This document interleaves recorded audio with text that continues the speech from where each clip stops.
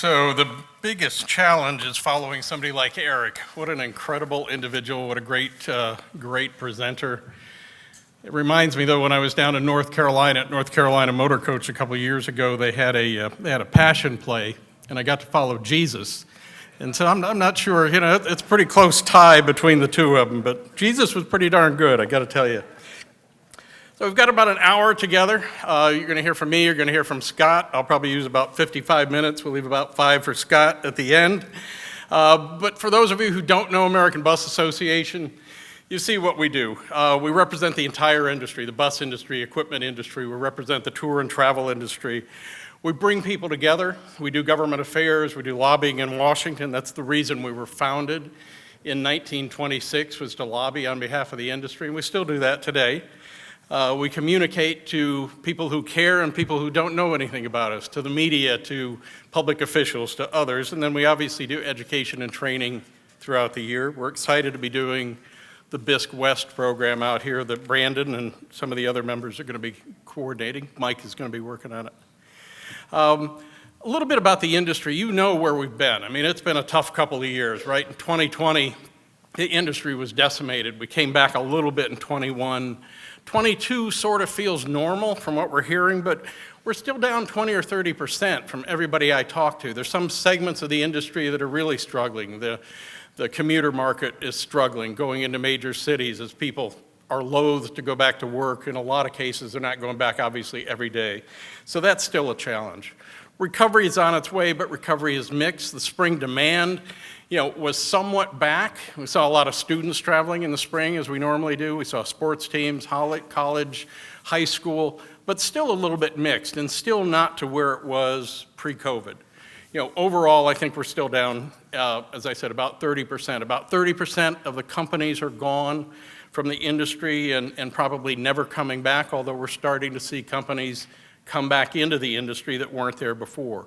You know that costs are up, fuel's up, insurance is up, parts are up, the entire spectrum. I mean, the costs are going crazy, but also rates are going up, which obviously is a good thing to see across the board because it means that everybody's going to be healthier for a much longer period of time going forward. The other thing we see now is the customer expectations. The customer is still a little concerned, maybe a little confused, but their expectations are high. Safety is the number one priority. It always has been, but when we've always talked about safety in the past, we've talked about it in terms of the coach and getting you there safely, getting you home safely. But now, obviously, COVID is a part of that. COVID's never going away. COVID's like the flu. It's going to be there all the time. There's going to be different iterations of it. And it's something we've always got to assure the customer that you're going to be safe when you get on the coach. Not only safe in terms of the trip, but safe in terms of COVID. You've got to have the protocols that we've all talked about for the last couple of years and keep some of those in place.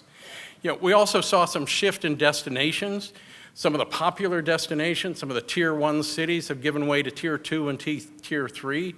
Reminds me a little bit of post 9/11 for a different reason, but people wanted to stay away from some of the big cities, and they went to the Tier 2 and Tier 3 cities. Good for those cities, but obviously the Tier 1s will come back over a period of time.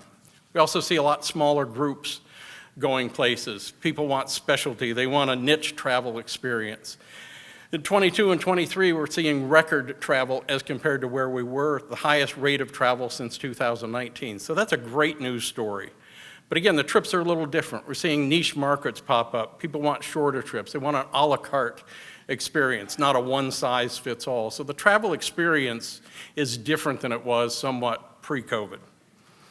And the one thing the industry's got to keep doing is make sure the customer understands what the value proposition is of traveling as a group or traveling as a coach.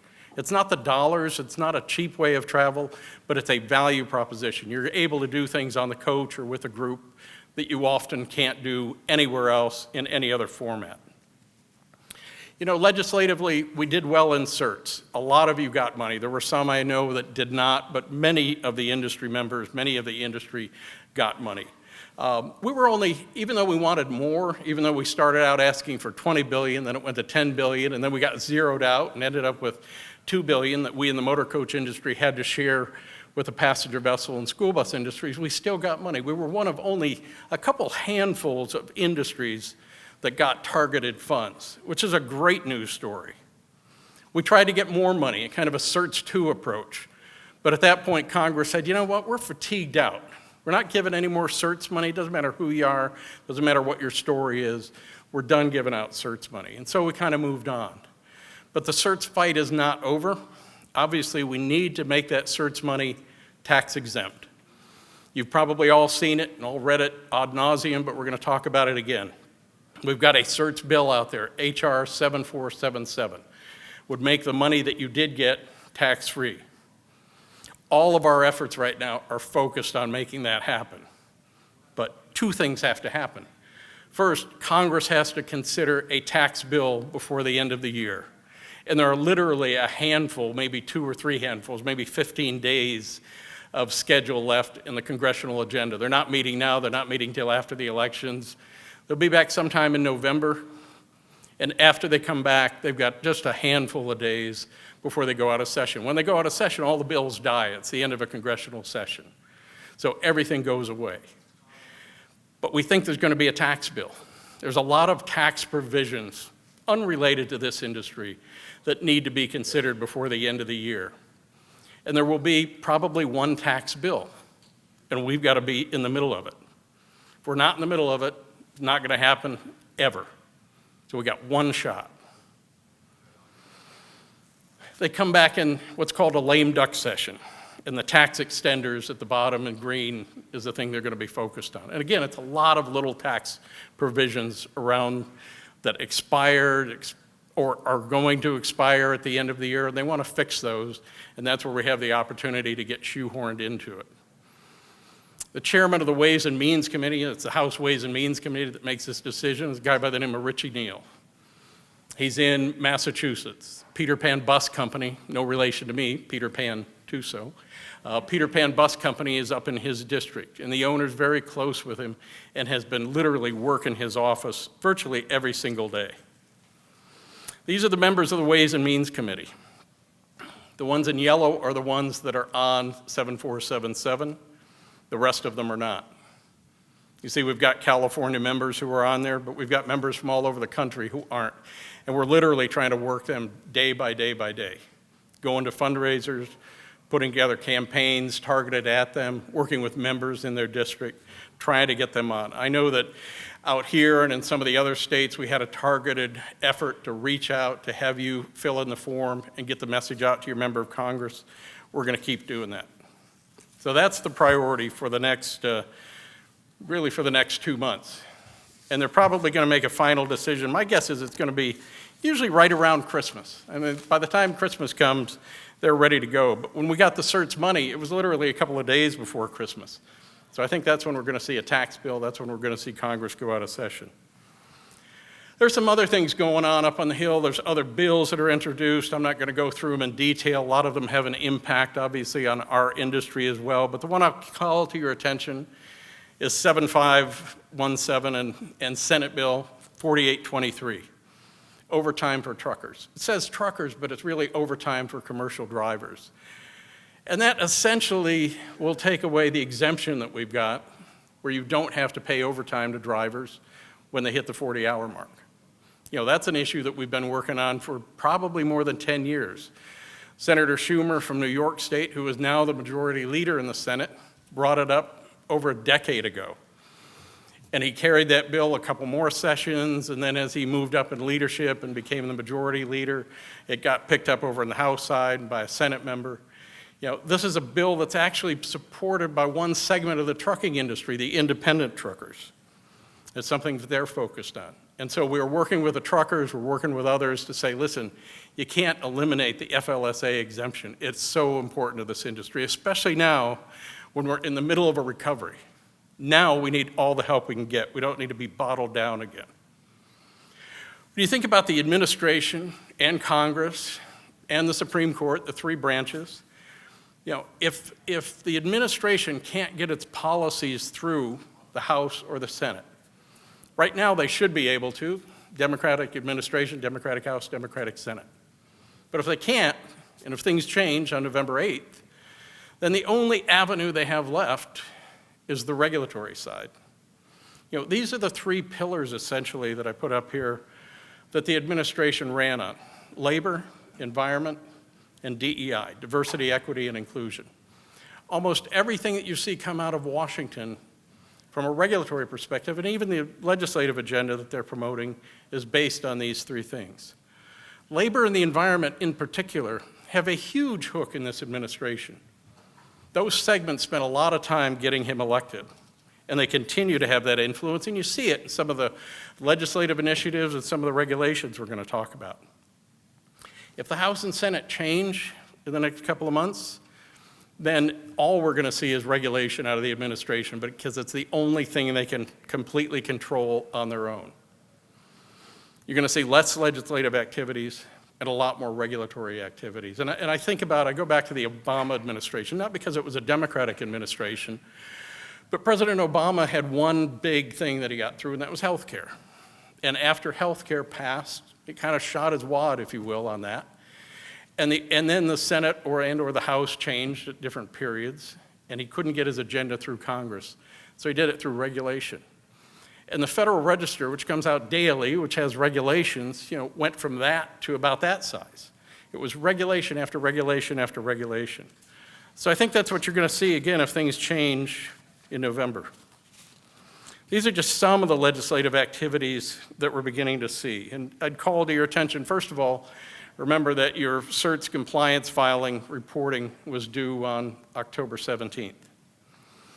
That probably covers 80% of the industry who have used up all their funds, at least according to Treasury.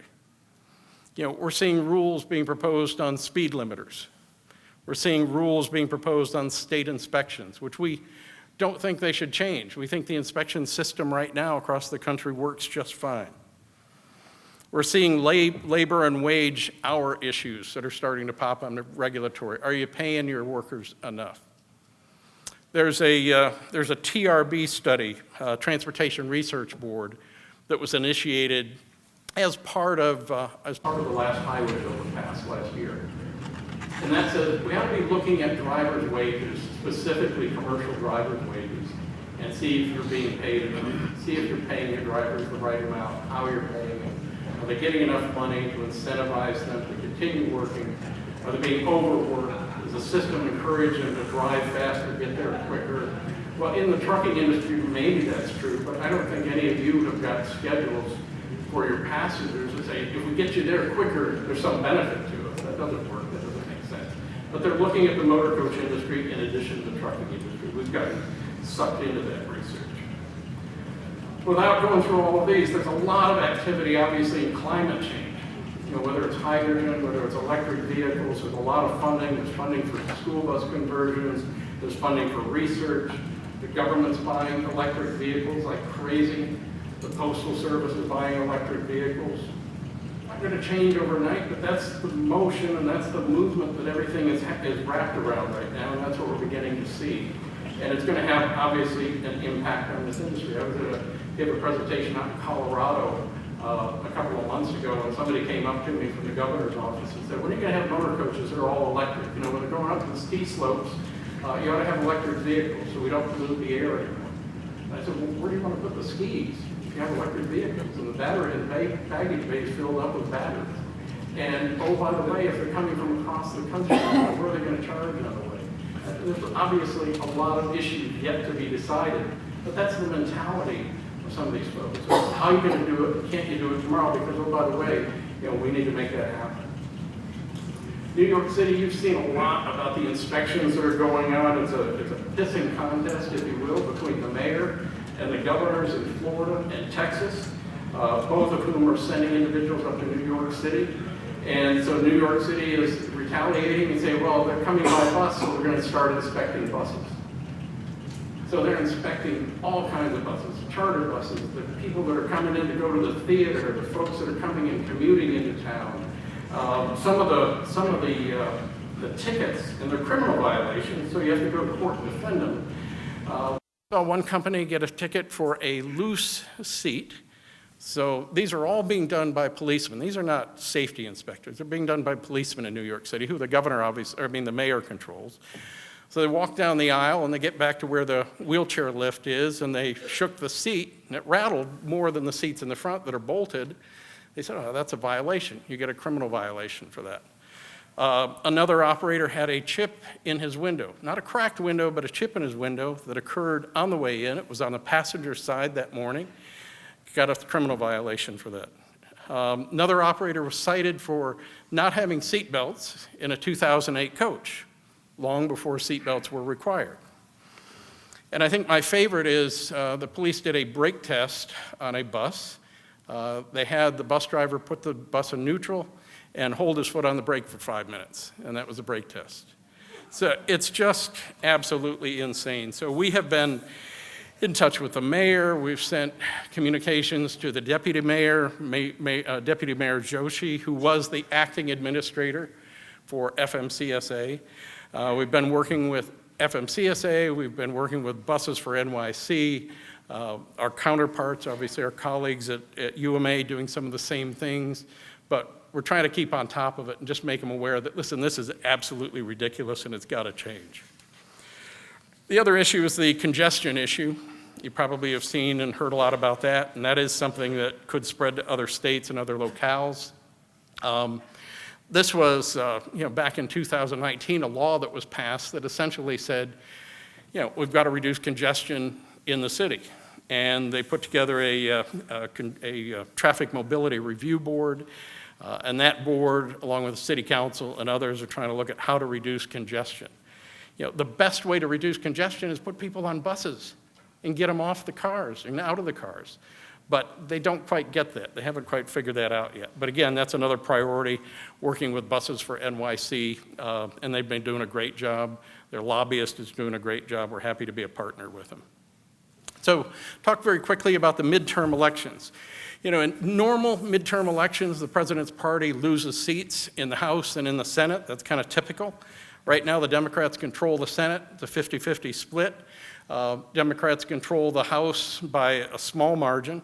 And then we also had, after the 20 census, redistricting over the last 2 years took place. This is what the House looks like. Again, pretty close split, not quite 50-50, but very close. And obviously the Senate, the two yellow dots are the two independent members of the Senate, Bernie and Angus. Angus is from Maine, Bernie from Vermont. So looking back, and again, the president's party normally loses, in 18 of the 20 midterm elections, the president's party lost seats in the House. So again, you don't have to lose too many seats to lose the House. In the Senate, they've had a little bit better odds, but again, you only need to lose one seat to switch parties one way or the other. House shift of 5 seats will tip the balance over in the House. This is the map. The states in green are the ones that are losing House seats. California, for the first time in history, losing 1 House seat. Republicans have got some advantages going into the election. Obviously, like I said, they only need 1 seat to take the Senate. Biden's approval rating has been down. Obviously, the economy is on shaky grounds, inflation, all of those things work in the Republicans' favor. Over on the Democratic side, Democrats have got some advantages as well. They're not defending any seats that Trump would have won where somebody came in on the Senate side, so they're in pretty good shape there. They're targeting 3 GOP seats where people are leaving, and they've got an opportunity, they think, to potentially pick up at least one of those. So to be seen of what's going to happen. The predictions that I've got, this is just Pete Pantuso's predictions, the House or the Senate will flip. Most of the pundits are saying that the House is probably going to flip. The Senate, 50-50 chance, maybe not at all. The presidential elections start on November 9th, the day after the elections this fall, on November 8th. That's when you'll see candidates start to come out and either put the blame on the president or support the president, depending on how the elections go. But that's essentially when they run. And then they end November 5th, 2024, which is when the elections are. Or they may go a little longer than that, obviously, as we've seen in past elections where they go on. I don't think Trump is going to run for all the talk and all the bluster about President Trump. I don't think he's going to run. I think he's got a bully pulpit, and once he runs for election or once he says he's going to run, he loses that completely. And I also don't think he can win, and I think he knows that. So I think if he decides to run, he doesn't want to get beat. I don't think that's going to happen. And I don't think Biden's going to be the nominee, especially if Trump doesn't run. If Trump runs, Biden feels that he's the only one that can beat him. And if he decides to run, nobody in his party is really going to oppose him. There might be a couple people that come out of the woodwork. Bernie Sanders might, and a couple of others, but nobody of any acclaim is going to go against the sitting president and try to beat him in the primaries. I heard a statement this morning he made that he said that he didn't intend, he intended to run for the next presidential election, intended to run. Man, I think if I was going to run for president, I'd say, yeah, you're damn right I'm going to run. I'm going to be out there and you're going to vote for me and I'm going to get elected. Not, I intend to run, but anyway, we'll see. Last on the list, we've got a couple of meetings coming up in February. We've got our marketplace, which we've done for 40-some years now, bringing the travel and the tour industry together. And then for the first time, we've got Bus World North America, which is going to be a bus show, not just a motor coach show, but it's also going to include transit, school bus, and the entire spectrum of the bus and motor coach industry. So look forward to seeing you there. I am not going to take questions, but I will after Scott. We'll take them together if you've got any questions. So thank you very much for having me. Good to be here and good to see everybody. And we'll certainly see you around the next couple days. Thanks.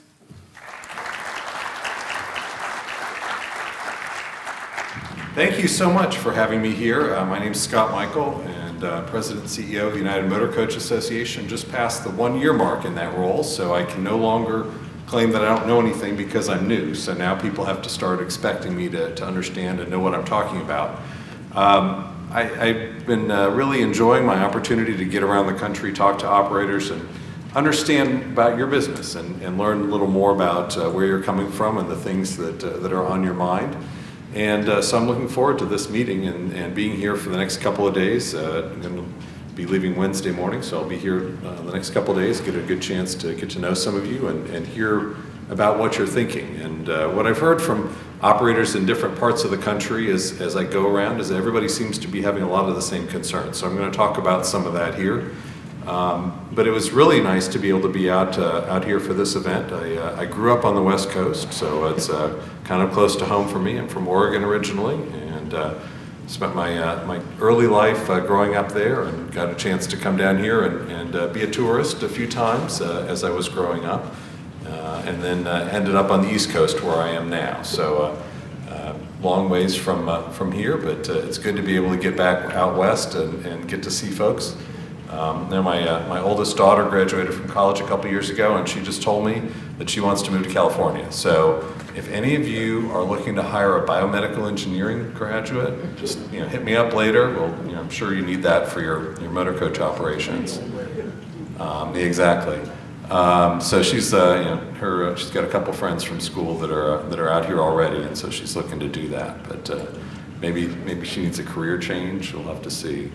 I don't think I can convince her to get a CDL though, so unfortunately I don't think that's going to work. But all right, today I'm going to try and cover 3 different areas, and Pete talked a lot about some of these already, so I'll try not to overlap on too much on the things that he covered. But tell you a little bit about my perspective on the motor coach industry as an outsider. I know most of the folks in this room grew up in the industry and have been here forever and have come to 10 or 40 of these in a row, and so you have a very different perspective on things than I do, but I'd like to think that I can provide some value with an outsider's perspective on the industry, give you some look at what I've seen, and maybe that'll give you some thoughts to think about and take back and hopefully make things better. Talk a little bit about government affairs, but Pete went through very thoroughly in those areas. I have to agree with a lot of what he was saying in terms of the shift that we're going to see here from the administration to really focusing on regulations for the next 2 years. So that's definitely something that we're going to be looking, I don't want to say looking forward to, but we will be seeing in the future and watching that. And then the commercial aspect of this, things that are happening with UMA, tell you a little bit about what we are seeing and doing. So we pulled some data from the Federal Motor Carrier Safety Administration. They are the ones that issue those interstate licenses to passenger carriers. And so that's what these numbers are, is how many companies have a license to be an interstate passenger carrier. And we went back to before the pandemic, and it looked like the industry was shrinking a little bit even before COVID hit and caused a challenge. So the end of 2018, you can see over 3,000 carriers, and just under 3,000 a year later. But after the pandemic, the number of companies that have a license to be a motor coach or a passenger carrier cut more than in half. And we've seen a little bit of a growth, in terms of companies coming back to the industry, either restarting their license, getting it active again, or new entrants coming in. So we're seeing a little bit of an improvement, and as you can see, we've added about 60 operators between the end of the year and August, which is the most recent time we pulled this data. So significant drop in the number of companies. In sharing this kind of data with folks in the industry, the question I keep getting asked is, I don't see what happened to all the coaches. I don't see these used coaches on the market. What I think is the case is that most of these companies that went out of business were small operators, one or two coaches. So it wasn't really a flood of pre-owned hitting the market. It's really not as much of an impact as you would think, losing half of the operators. It's probably, from a capacity standpoint, not as much of a drop. We also looked at some data from the Bureau of Labor Statistics, which gathers employment information for the U.S. government. And they drill down into different industries. So this is the charter bus industry. This is not looking at the total busing industry. It does not include the public sector component of that. But the charter industry is what we tend to focus on most at UMA, and so we wanted to pull that data. And this is sort of taking a 2-year look, going back from before the pandemic to 2021. And they only pull the numbers in May, so I can only give you May numbers. But again, the employment in the industry dropped almost in half in that 2-year span. You can see some of the different categories dropped even more than 50%. And of course, the managers, we've got more managers than we used to have. So I'm not sure how that happened, but we're seeing definitely some impact there. They also did a separate study, and this is the first one that I showed you is from May. This is from the first quarter of the year. So this data is a little bit slightly different time frame. And again, they only pull it once a year.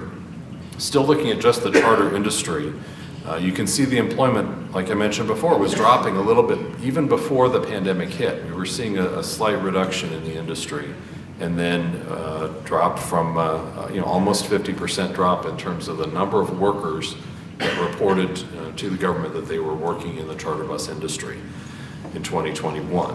And then you've seen a growth, adding about 5,000 workers back in 2022. So we were seeing a recovery here in terms of the workforce. The next column where you look at wages, this is the average weekly wage for people in the industry. That's not broken out by specific occupation. That's just everybody that says I'm in this industry.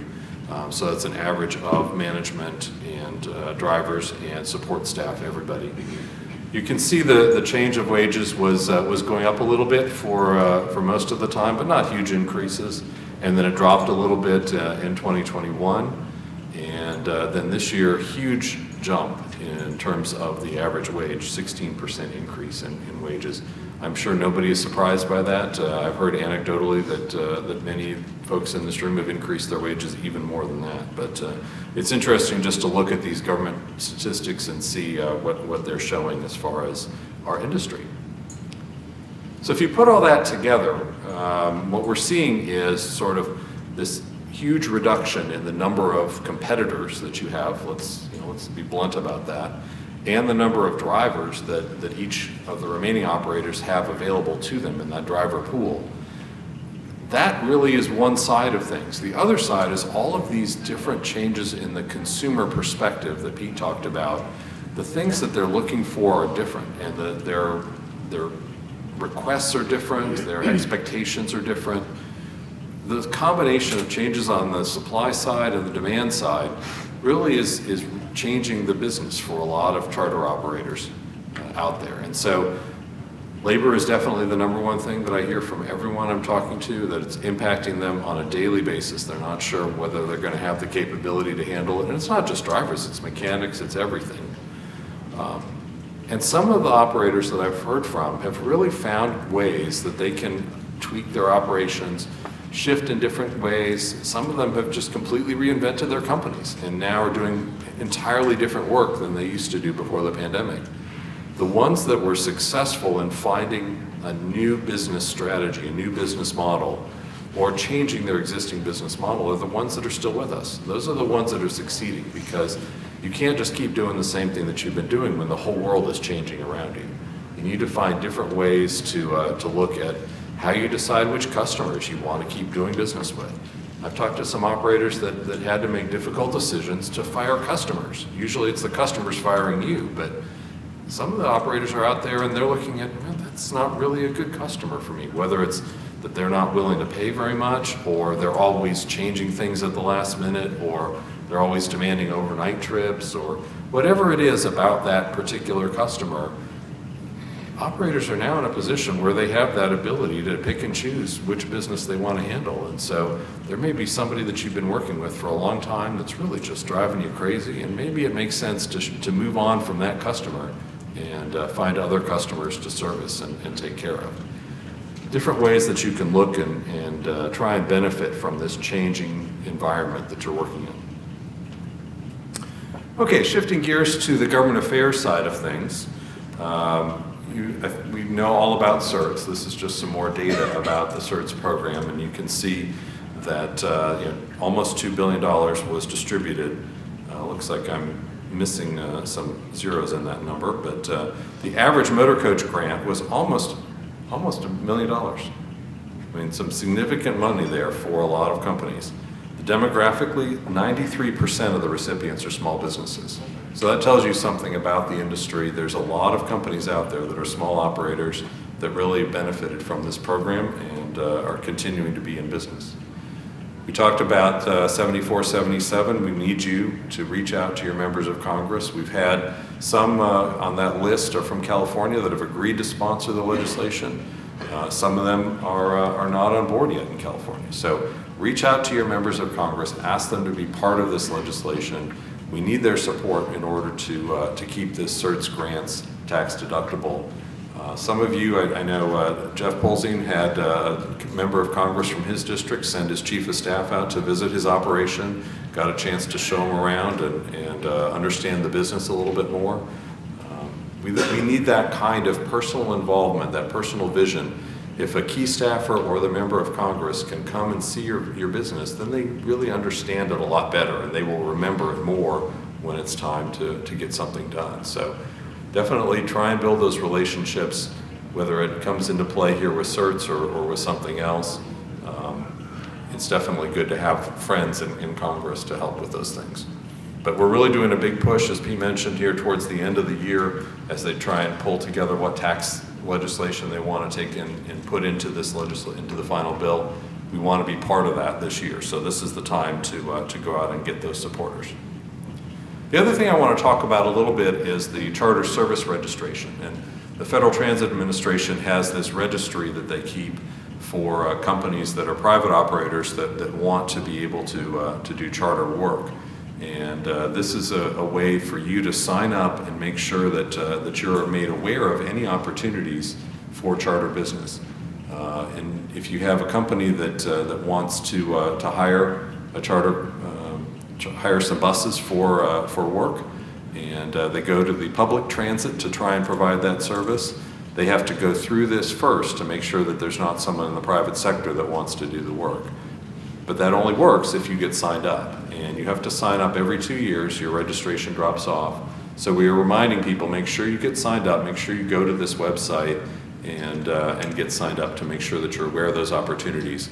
And then if you find that it's not a job that you want to be able to handle, or you don't have the capability to handle, that's fine. Just let them know that you're not able to do the work. At least you were given a chance to bid on it initially. So make sure that you have that. I see a lot of people taking pictures of my slides. I'm happy to send copies of those to anyone if you want to talk to me in the next few days and give me your contact information. I can share the slides with you.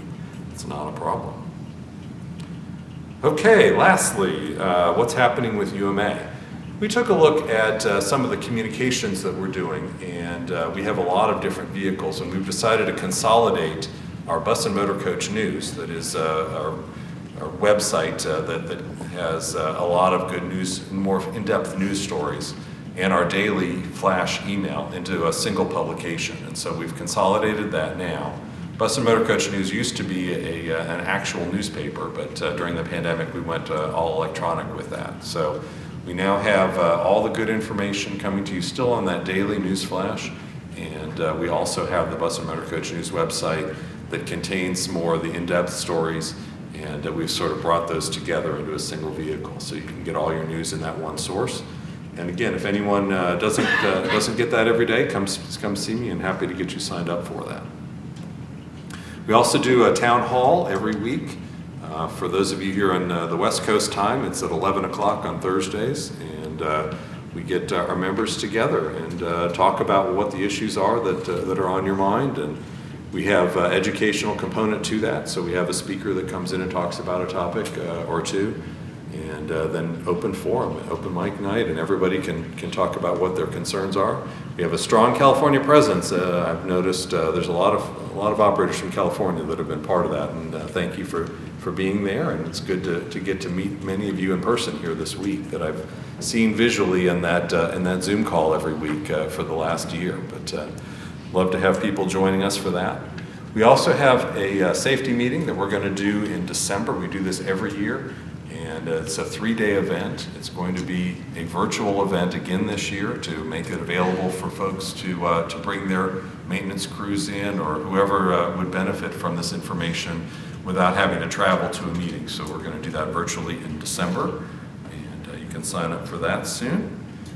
I wanted to mention our Assure Clean program. We haven't talked about this a lot recently, but this is something that we set up during the pandemic to try and help the traveling public have some assurance that they were going to be safe in a motor coach when they get on board. And I just wanted to bring it up again because I'm hearing from people that there's still that interest in some of the consumers to have some kind of assurance, if you will, that it's safe to travel. And so this may be an opportunity, something to take a look at that maybe will help if you want to provide that peace of mind to those customers that you're dealing with.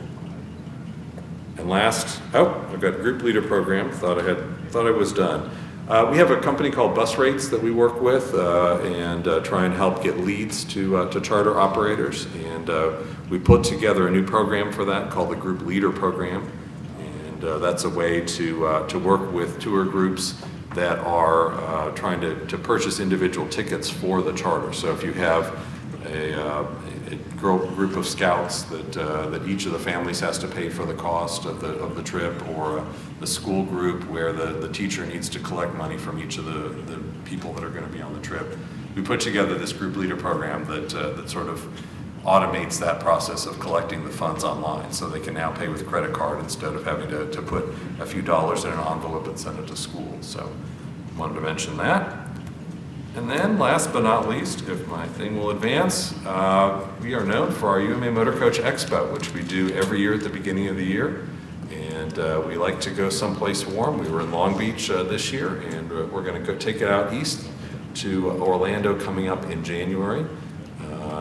Probably about the same weather as you see at Marketplace in Detroit, I would guess, Pete. So similar kind of environment, but we have we have all the theme parks in Orlando. That's really the main difference between those two.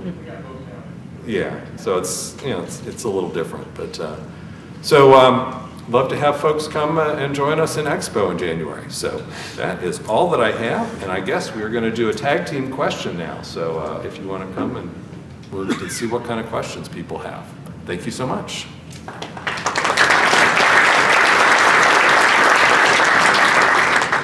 Thank you, Scott. Thank you, Peter. Does anybody have any questions for either of them? I'm going to bring the mic up here, so bear with me.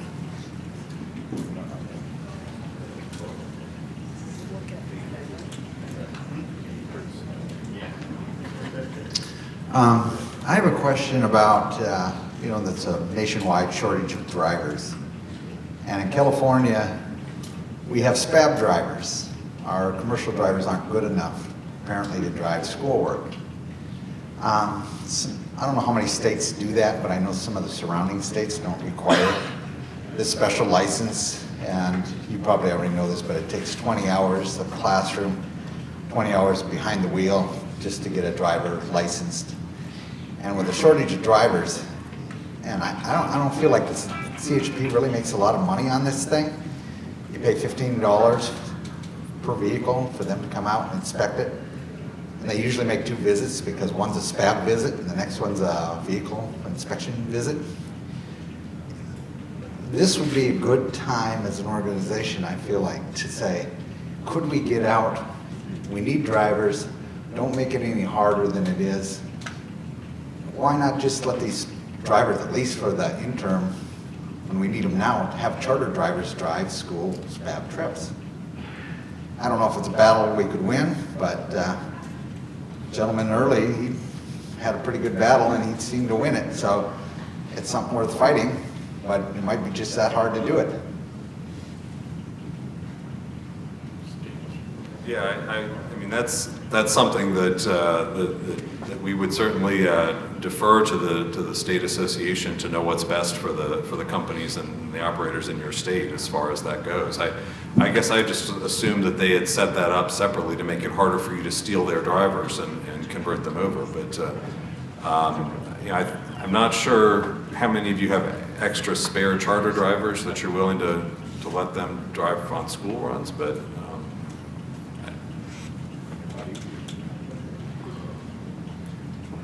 I think I'm being punked that he told me this was a microphone. Apparently it is. I wanted to ask, I kind of know the answer to it, but do you guys have set up emails, pre-done emails we can reload and send off to all of our representatives? And how do we get those and get them, and do we have them set up for drivers and employees as well as not just the owners and managers? Do you have those all set up so we can get them out to everybody? I think they're on both our websites, Joe, and they're both the same system now. We converted over. We like UMA so much, we changed ours, and so it should be pretty easy for anybody from your company. Just send them the link, and we'll get it out.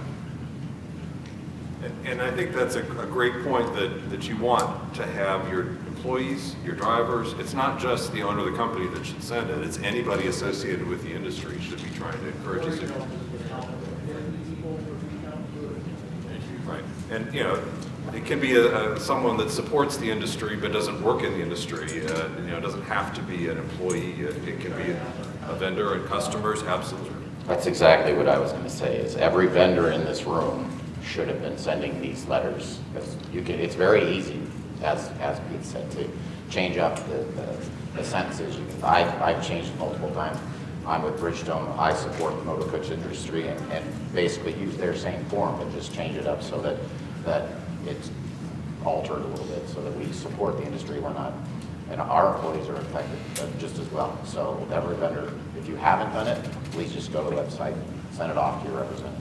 Yeah, and I just want to add, I mean, time is of the essence, I mean, this is when politicians are going to listen to those letters and emails when they're running for election. After they get elected, they're a little less sensitive to it. So you've got to do it right now, and you got to do it before the tax bill moves. So the sooner the better. You can do it from your phone this afternoon. All right, anybody else? Peter, could you just provide us a little bit of an update with regards to the California meal and rest break rule? I know back in January 2020, it was the preemption determination was passed, but you know, since the new administration, it's at risk right now, potential of maybe getting flipped around. And I know there's a little bit of activity within the FMCSA and on the Hill with that. So if you could maybe just speak briefly to that, because it's of particular interest to this room. Yeah, I don't have much of an update, Terry, but you're absolutely right. I mean, with the Trump administration, we made some progress in getting them to weigh in and kind of hopefully back this thing down a little bit. This administration is not going to do that. They're going to stand behind, you know, the current rule, I think. So, you know, and I don't know what's going on, and I let Scott address this too, but we don't know what's going on over at FMCSA when it relates to bus. I mean, this administrator, you know, has spoken at our meetings, spoken at other meetings, and she's been, you know, spoken with you all, but you know, we can't seem to get her to understand the important role that the bus industry plays. So I'm not overly hopeful, but I am hopeful that we can turn it over a period of time. Yeah, I don't really have much to add to that. We're still, trying to figure out what this administrator's going to do. I think she's too new on the job, really, to know what she's up to. But I don't have high expectations for her being supportive of our interests. I mean, you saw it's labor and the environment is who the Biden administration is trying to please. And so things that labor wants, they're pushing for. Anybody else? Anybody will throw it yet? Come on, he wants to throw that thing. Somebody. All right, if we don't have any other questions, I'd like to really thank Pete and Scott. And again, thank UMA and ABA for sponsoring this session and being here with us today. And especially, we get to have both of you guys here in person. So I really appreciate them. Please give them another round of applause.